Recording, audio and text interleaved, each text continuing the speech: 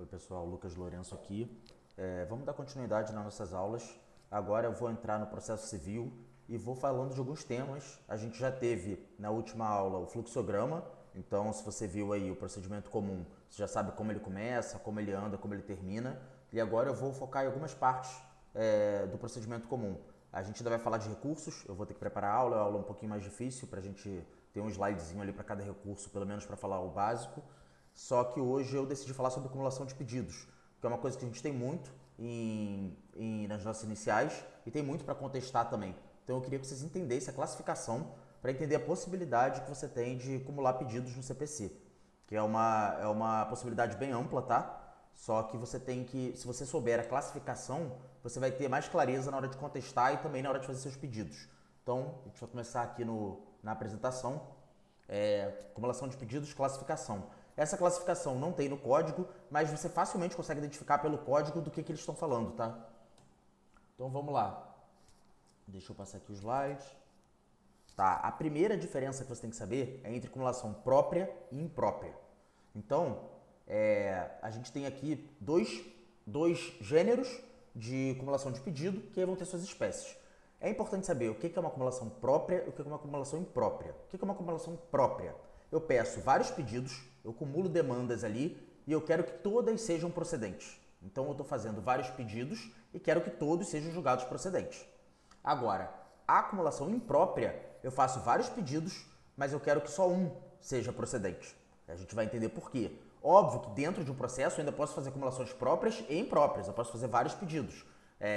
Então eu posso acumular alguns pedidos em acumulação própria e outros pedidos em acumulação imprópria. Depois a gente pode até exemplificar isso. Mas a princípio você tem que saber, própria, quero fazer vários pedidos e quero que todos sejam procedentes. Imprópria, quero que um seja procedente. Então vamos continuar aqui. Agora vocês vão entender. Acumulação própria, ela pode ser simples ou sucessiva. Tá vendo? A simples eu vou ter aqui entre parênteses para lembrar independência e sucessiva prejudicialidade. O que significa isso? Eu quero que todas sejam procedentes e na simples esses pedidos são, em tese, independentes entre si. O que significa ser independente entre si? Óbvio que no caso concreto pode ser difícil isso acontecer, mas eu tenho que ver que, em tese, o juiz pode dar procedente nos dois, dar improcedente nos dois, dar procedente na primeira e improcedente no segundo, ou ao contrário. Ou seja, eles são independentes. Então, eu vou dar um exemplo aqui. Vamos dizer que tem uma batida de carro e eu faço um pedido sobre o dano material e o outro pedido sobre o dano moral. Esses pedidos são independentes. Apesar de eles derivarem do mesmo fato, o juiz pode muito bem falar o seguinte, olha, de fato, a outra pessoa quebrou seu carro, você provou que teve um prejuízo aqui de R$ 1.000 e eu vou condenar em dano material. Porém, eu não vejo motivo para dar o dano moral. Ou o contrário, ele pode falar, olha, parece sim que teve um dano, mas você não comprovou dano nenhum, eu não vou dar o dano material, mas eu entendo que seja um dano moral sim, você passar por um acidente, por culpa de uma pessoa que furou o sinal, etc., ficar sem seu carro, então eu vou dar o dano moral.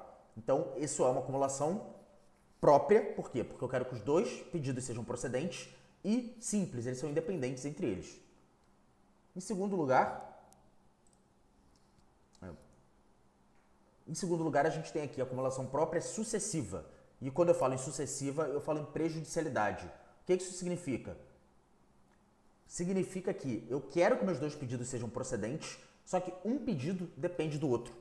Então, vou dar um exemplo mais clássico que tem na doutrina. Eu quero, por exemplo, uma mulher teve um filho e o pai não assumiu. Ela quer declarar que esse pai é pai e quer alimentos. Então ela vai fazer um pedido, ela vai fazer uma acumulação própria, porque ela quer tanto que seja declarado pai, tanto que seja alimentos. Porém, há uma prejudicialidade aqui. O juiz vai ter que começar vendo se é pai, ele vai ter que decidir isso primeiro, e se ele falar, olha, o teste de DNA que deu negativo, ele não é pai, o segundo pedido, que é de alimentos, fica prejudicado. O juiz não vai nem julgar improcedente, ele nem vai julgar, porque o segundo pedido, ele está em uma acumulação sucessiva com o primeiro. Primeiro eu tenho que ver se é pai, para depois dizer se eu vou dar alimentos ou não, com base nesse fundamento, né, de ser pai. Então entenderam? Eu quero os dois pedidos, mas um é prejudicial ao outro. Tem uma ordem lógica que o juiz vai ter que seguir para julgar primeiro o primeiro pedido. Sendo esse procedente, ele passa para o segundo. Sendo o primeiro improcedente, o segundo é prejudicado. Tá? Então, esses são os dois casos de acumulação própria. Lembrando, acumulação própria, eu quero os dois pedidos que eu pedi, eu quero procedência. Simples, são independentes. Sucessivo, um é prejudicial ao outro. Então vocês têm que entender isso, que o que é um pedido prejudicado. né? É esse. Eu nem vou julgar porque ele dependia do primeiro. Agora, isso aí pode acontecer no trabalhista também, né? Reconhecer vínculo de emprego e depois as verbas trabalhistas, por exemplo. Se eu não reconheço o vínculo, eu não vou julgar as verbas, não faz sentido. Agora, vamos para a acumulação imprópria. Na acumulação imprópria, diferentemente do que a gente estava falando antes, faço mais de um pedido, porém eu não quero que todos sejam acatados pelo juiz. Eu quero um pedido específico. Então, como é que a gente tem? Vou exemplificar já nos subgrupos aí, né, os subtipos. A gente tem a acumulação imprópria subsidiária, ou, que também é chamada de eventual, ou a alternativa. Né, conforme aqui, acumulação imprópria, subsidiária, eventual ou alternativa. Qual é a diferença? A diferença é, na minha forma de pedir, eu colocar uma ordem de preferência ou não. Então, por exemplo, eu vou exemplificar aqui a subsidiária. Eu faço dois pedidos. Um pedido, que é o meu prioritário, e outro pedido, que é o subsidiário. Eu estou falando assim, excelência, caso o primeiro seja improcedente, julgue o segundo, por favor. É o contrário, né, do sucessivo, que o primeiro precisava ser procedente. Aqui não, se o primeiro foi procedente, aí sim eu quero que você analise o segundo. Vou dar um exemplo, você assinou um contrato que você entende que é abusivo e você queria rescindir. Então você fala, excelência, eu queria rescindir esse contrato. Esse é o pedido. Caso Vossa Excelência não entenda que seja caso de rescisão, eu queria pelo menos declarar a abusividade da cláusula A. Entendeu? É subsidiário porque eu fiz uma preferência. E aí fica fácil saber qual é o outro. O pedido. A acumulação alternativa é aquela na qual eu não dei preferência. Eu deixei o juiz escolher. Por exemplo, no CDC lá, a gente tem os casos de quando o produto dá defeito, 30 dias o fornecedor não trocou, você pode escolher o que você quer. Só que você não é obrigado a escolher. Você pode muito bem chegar e falar, juiz, nesse caso aqui eu quero ou um produto novo ou o meu dinheiro de volta. E você não escolhe nada. Você poderia fazer subsidiário, eu prefiro meu dinheiro de volta, caso não entenda, quero um produto novo, mas você pode botar eventual. Nesse caso, quem vai escolher é o juiz, ou o juiz pode até deixar o réu, aqui nesse caso, decidir, pode ouvir o réu, não teria problema, já que você não quis decidir. Então, essa acumulação imprópria alternativa. Por último, eu botei aqui, para ficar atento ao pedido alternativo. Infelizmente, a gente tem o mesmo nome na doutrina de acumulação alternativa e pedido alternativo, mas eles são coisas diferentes. Na acumulação alternativa, eu tenho dois pedidos, sendo que o juiz vai escolher, eu não posso ganhar os dois, eu sei disso, senão seria uma acumulação própria, então eu digo para o juiz escolher. No pedido alternativo, é um pouco diferente, é bem diferente na verdade, porque eu tenho um pedido só. Porém, pela natureza da obrigação, o réu tem opção na forma de adimplir esse contrato. Então eu tenho lá uma obrigação com o réu, eu vou dar um exemplo aqui, eu vou passar o slide. Pro próximo, ó. Tá, esse é pedido alternativo, tá aqui. Pedido alternativo, ó. O pedido será alternativo quando, importante aqui, pela natureza da obrigação, o devedor poder cumprir a prestação de mais de um modo. Então aqui eu não estou acumulando pedidos, estou fazendo um pedido só, cumpra a obrigação. A obrigação em si é que tem opção para o devedor cumprir. O pedido continua sendo único. Aí eu botei um exemplo aqui. Imagina que você tem um contrato seguro e a seguradora fala, em caso de perda total, é o exemplo do livro do Daniel Assunção Neves, tá? Todos os exemplos que eu tirei de lá. A seguradora pode pagar o valor para você do carro ou te dar um novo carro. Essa é uma opção da seguradora. Então não tem como você chegar no pedido, digamos que você deu perda total e a seguradora entendeu que não estava no contrato, não tinha cobertura. Você não pode chegar no pedido e falar, eu quero um carro novo.